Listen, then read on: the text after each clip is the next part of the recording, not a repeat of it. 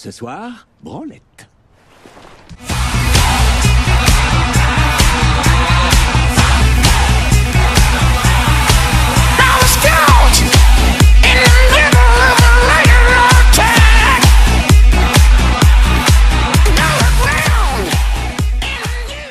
Ça y est, on est presque arrivé. Ah, qu'est-ce que ça pue? C'est l'air de l'océan. Ah, je te jure, ça pue la charogne. Oh, écoute ça, vraiment. Bon, écoutez les garçons, je sais que nous avons passé une année difficile, mais je suis sûre que vous allez vous plaire à Santa Carla.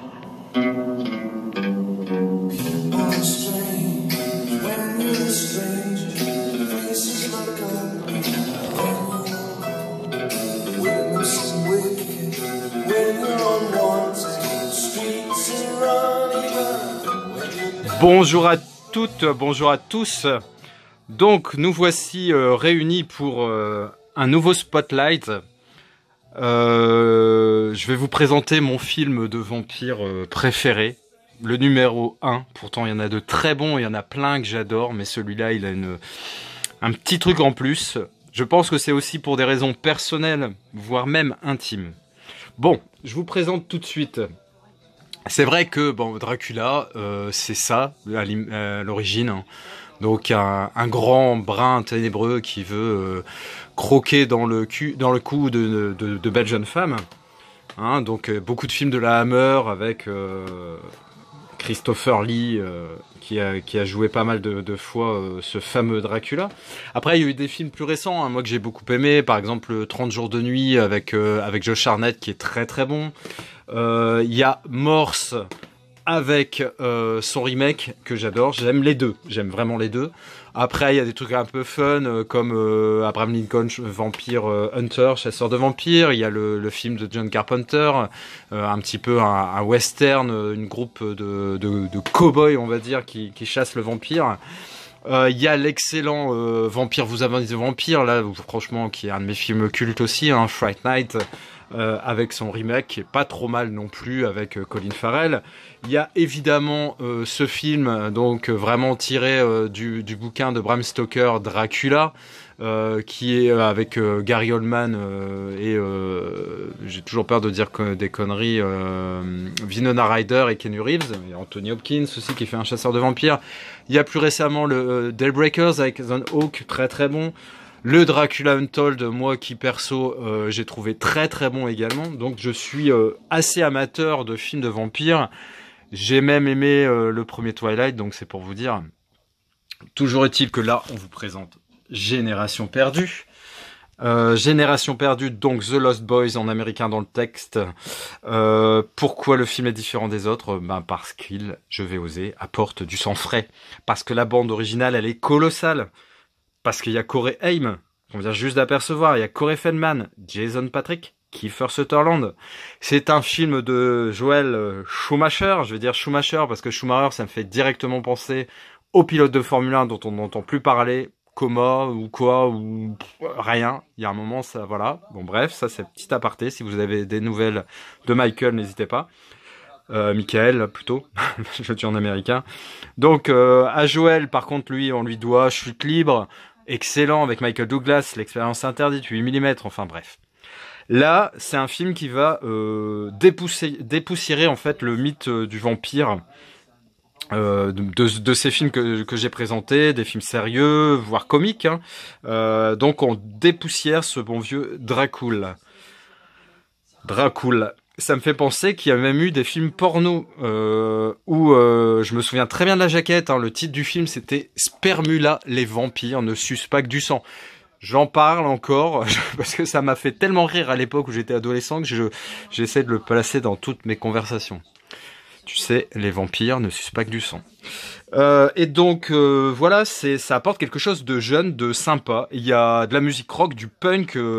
Du muscle, de la fesse, il y a des motos, les mecs ont du style avec des chemises de ouf comme vous pouvez le voir. Franchement, c'est un très très bon film. En gros, on met un perfecto et puis vous savez les couteaux à cran d'arrêt où c'est un peigne, donc à la grise un petit peu. Donc et là on a le méchant de Génération Perdue. Donc je me souviens que j'écoutais le CD en boucle. Hein. En gros, quand j'avais pas le moral et que j'avais ce qu'on appelle le spleen, ça m'aidait. Non, ça m'aidait pas en fait, parce que quand on y pense, c'est pas une musique forcément très très gaie, la BO de Génération Perdue. C'est voilà, on entretient le chagrin en fait.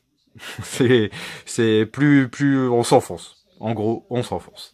Donc il y a 3 musiques particulièrement qui me tiennent à cœur. C'est le thème un peu du film, à savoir Cry Little Sister, qui est pris au début et au milieu et à la fin. Il y a I Still Believe là qui se passe sur la plage, et je crois que d'ailleurs on va voir les images là bientôt, avec un mec méchamment musclé qui joue du saxophone. Et puis il y a la musique qu'on entend au début avec People Are Strange, hein, la reprise des Doors, regardez. Celle-là j'aimais beaucoup aussi.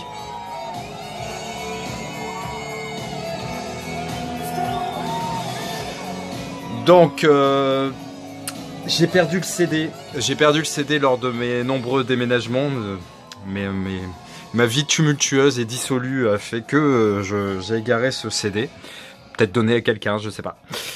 Donc, en préparant cette vidéo et en me replongeant un peu dans tout ça, et particulièrement les musiques, j'ai ressenti un grand manque qu'il fallait que je comble. Donc, je me le suis commandé sur Amazon, hein, et 6,29 €, il arrive demain. Je suis ravi. Je suis pas un fou des BO, comme je vous l'ai dit, mais celle-ci, elle fait partie des BO importantes pour moi. Donc les acteurs, franchement, ils sont top là-dedans. Il y a les 2 jeunes, donc les 2 Corées en plus, hein, qui ont joué dans beaucoup de films, qui sont excellents depuis. Malheureusement, Corey est décédé. Corey Feldman, je suis pas sûr qu'il fasse beaucoup de choses. Ensuite, on a donc Kiefer Sutherland, Kiefer Sutherland en chef vampire, pardon, qui est top, avec un look irréprochable, impeccable, avec des phrases chocs, un look, comme je vous l'ai dit, incroyable. Il est impitoyable, le méchant parfait, Kiefer Sutherland, voilà. Et ensuite, il y a le héros, hein, qu'on voit ici, Jason Patric, qui est Michael, qui, je trouve qu'il me fait un peu penser, moi, à Jim Morrison, hein, avec le look un peu... jean, Ray-Ban, perfecto et t-shirt blanc, quoi. Bon, l'histoire, une mère, celle-ci d'ailleurs, qui décide de changer de vie et d'aller s'installer chez son père à Santa Carla, donc capitale du crime, ville de voyous, de jeunes, de punk, de marginaux en tout genre, de bandes rivales qui s'affrontent dans un parc d'attractions plus ou moins d'une station balnéaire. Je suis allé à Los Angeles, il y a Santa Monica et Venice Beach, mais Santa Monica, il y a un parc d'attractions un peu comme ça, avec un ponton qui avance sur la mer, et qui me fait clairement penser à ça. L'ambiance, c'était exactement ça. Alors je sais pas si ça a un rapport, si ça a été filmé là-bas ou quoi, mais franchement, c'est trop bon. Là, on voit un petit vidéoclub avec des bonnes VHS comme on aimait, hein. Franchement, c'est pure nostalgie des années 80. C'est d'ailleurs ce qui me fait aimer ce film, hein. C'est l'ambiance, la musique. Après l'ambiance un peu plage, soleil, les motos, regardez, voilà ça, un vidéoclub, il y a plein de trucs nostalgiques qui puent les années 80, et je dirais pas qui puent, qui sentent très très bon les années 80. Bon, bien sûr, là, on a un peu plus de canines, un peu hors norme, hein, d'une dimension un peu démesurée. Il y a le chien là qu'on voit derrière, mais je crois qu'il y a même Cujo, Baxter ou Max, même Rintintin, hein, ils rêveraient d'avoir les mêmes chicos que les héros malfaisants du film. Donc, on continue avec l'histoire. Michael, en gros... Donc Michael. Donc en un regard, il va tomber amoureux de Star. Donc ça c'est la jeune fille qui se trouve ici. Donc Star, pourquoi ce prénom? Parce que c'était les parents 68ards dans les années 60-70, où c'était assez commun d'utiliser des prénoms originaux pour les enfants. Et donc en gros il convoite Star, hein, mais le problème c'est que Star a des potes vampires, et qu'en gros il va pouvoir approcher Star que s'il devient un des leurs, un buveur de sang. Donc Corey qu'on voit là, c'est le frangin qui adore son frère, mais il va voir son frère changer, et du coup il va tout faire pour l'aider. pour ce faire, pour l'aider, justement, il va s'associer avec deux autres jeunes qui sont des apprentis chasseurs de vampires. Donc c'est Corey Feldman, l'autre je sais pas du tout son nom, je vais pas vous dire de conneries, donc on le voit ici. Donc il est excellent d'ailleurs en tant que chasseur de vampires, une prestation vraiment excellente. J'aime beaucoup aussi dans Stand By Me Corey Feldman. Bon bref, je vais pas vous en dire plus. Voyez ce film, croyez-moi, vous m'en direz des nouvelles. Par contre, une fois que vous aurez vu ce film, vous verrez qu'il est pas inopportun de se munir de ce genre d'objet. Donc la taille me semble opportune.